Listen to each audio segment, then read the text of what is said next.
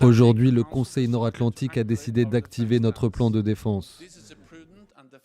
C'est une étape prudente et défensive pour protéger nos nations pendant cette crise, et cela nous permettra de déployer les forces nécessaires, dont les forces de réponse de l'OTAN, là où il y en a besoin. Nous avons environ 100 avions de chasse en alerte dans le ciel pour protéger notre espace aérien et plus de 120 bateaux en mer, du Grand Nord jusqu'à la mer Méditerranée. J'ai demandé la tenue d'un sommet virtuel des leaders de l'OTAN demain pour convenir de la suite. Général Trinquant, bonjour. Merci de répondre Bonjour. à France 24. Vous êtes ancien chef de la mission militaire française auprès des Nations Unies. Je rebondis sur ce que disait M. Stoltenberg. L'OTAN active des plans de défense. Pour être clair, ça ne veut pas dire que ça ne concerne pas du tout l'Ukraine, hein. Oui, ça ne concerne pas l'Ukraine. L'Ukraine ne fait pas partie de l'OTAN. L'article 5 ne s'applique pas. Mais donc, ça s'applique en revanche à tous les autres pays du pourtour. Je pense aux pays baltes, à la Pologne, à la Roumanie en particulier. Il y avait déjà des mesures préalables qui avaient été prises depuis longtemps, ce qu'on appelle en particulier dans les pays baltes. Mais les Américains ont déployé aussi de nouvelles troupes récemment. Et là, la force de réaction rapide de l'OTAN a été activée, mise en alerte, ce qui permet de déployer à un court préavis dans les mêmes pays, baltes, Pologne et Roumanie, des troupes de façon à dissuader toute agression au-delà de l'Ukraine. Parce qu'il y a une menace. Alors, il y a une menace, on ne sait pas, si vous voulez, le discours du président Poutine, clairement, c'est qu'il veut gommer tout ce qui s'est passé à la fin, à la chute de l'Empire soviétique, et donc il veut en particulier que l'Ukraine n'existe plus. Mais pourquoi pas appliquer ça aux pays baltes? Les pays baltes, c'est la même chose, n'étaient pas étaient des pays russes avant la chute du mur. Donc ça pourrait s'appliquer à cela. Deuxième point, de toute façon, le président Poutine donne, on le voit bien par toutes les actions qui sont menées, y compris à distance avec des missiles, à activer tous les moyens russes, et ça donne à l'OTAN l'occasion, par les systèmes de renseignement, de mieux se renseigner sur tous ces systèmes pour se préparer à se défendre contre l'utilisation éventuelle de ces systèmes. Ça pourrait réveiller des guerres, des conflits qui sont gelés depuis des années. On pense à la Transnistrie en Moldavie, par exemple. Pourquoi pas quand on regarde bien une carte, la Transnistrie entre la Moldavie et l'Ukraine n'est pas très loin de la mer Noire. Donc si les troupes russes vont jusqu'à la mer Noire, il peut y avoir jonction. Mais je ne pense pas que ça ait un impact direct là-dessus. L'impact est beaucoup plus global. Si vous voulez, le choc que nous recevons, c'est que nous pensions que la guerre avait disparu de l'Europe. Elle revient en Europe.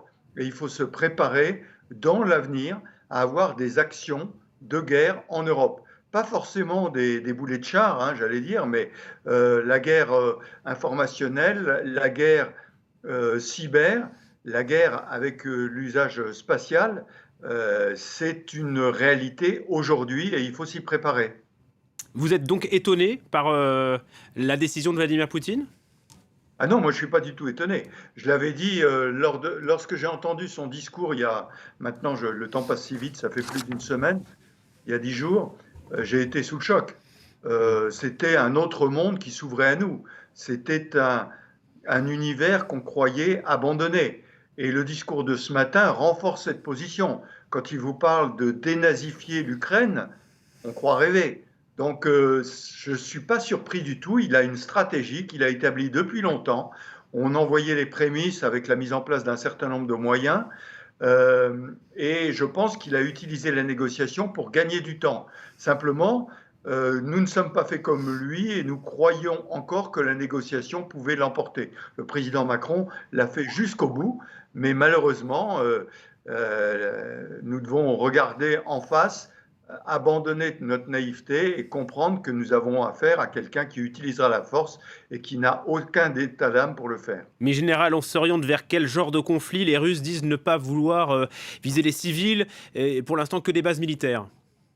Bon, alors ils disent ne pas vouloir viser les civils.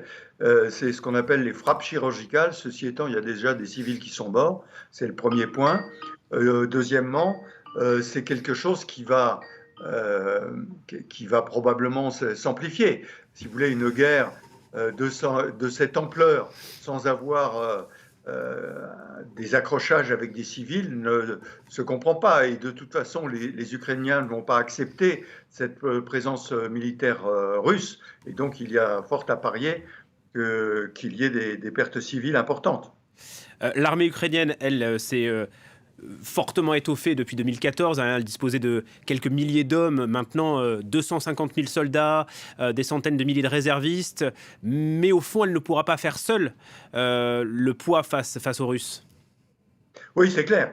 C'est clair. Malheureusement, les Ukrainiens se retrouvent tout seuls dans leur misère aujourd'hui, tout seuls sur le combat militaire. Hein. Pas tout seuls parce que la communauté internationale se regroupe, condamne, à l'exception notoire de la Chine. Hein, donc il y a une alliance Chine-Russie qui est très inquiétante. Mais je pense que l'aide qui pourra être apportée par la communauté internationale ne sera que sur le long terme. Et que dans le court terme, malheureusement, il leur faut affronter aujourd'hui les combats, l'armée russe, tout seul. Mais de quelle aide vous parlez ? Alors la première aide, c'est d'isoler complètement la Russie, aussi bien sur le plan monétaire, financier, économique, mais aussi sur le long terme, aider l'Ukraine à se redresser, parce que je ne pense pas que la Russie occupe, et d'ailleurs le président Poutine l'a dit lui-même, occupe l'Ukraine, mais en revanche, l'économie ukrainienne va être au plus bas et ça va être extrêmement difficile pour l'économie ukrainienne. Pour l'instant, les Occidentaux écartent l'éventualité d'une intervention en Ukraine face aux Russes. On ne peut pas imaginer une intervention sous égide de l'ONU, comme ça a été le cas par exemple en Libye ? Non, alors attendez, l'intervention qu'il y a eu en Libye, il y a eu une résolution de l'ONU qui l'a autorisée. Au passage, la Chine et la Russie s'étaient abstenues. Vous n'imaginez pas le Conseil de sécurité de l'ONU, avec la Russie et la Chine disposant d'un droit de veto, s'opposer à l'action russe. Bien sûr. Ça peut déborder ailleurs. Cette guerre, elle peut avoir des conséquences hors des frontières ukrainiennes. Alors, ça peut avoir des conséquences, je parlais des pays baltes en particulier, puis ça peut avoir des conséquences surtout dans des domaines non visibles immédiatement, je parle en particulier du cyber et de l'information. Et puis, regardons, nous Français, ce qui se passe en Afrique. L'intervention de Wagner en Centrafrique et au Mali, c'est directement un affrontement qui maintenant n'a plus de masque. C'est la Russie, même si le président Poutine, les yeux dans les yeux, dit que la Russie n'a rien à faire avec Wagner. Ça fait partie de la panoplie de mensonges qu'il accumule depuis quelques semaines. Merci beaucoup, Général Trinquant, ancien chef de la mission militaire française auprès des Nations Unies, de nous avoir éclairé sur France 24.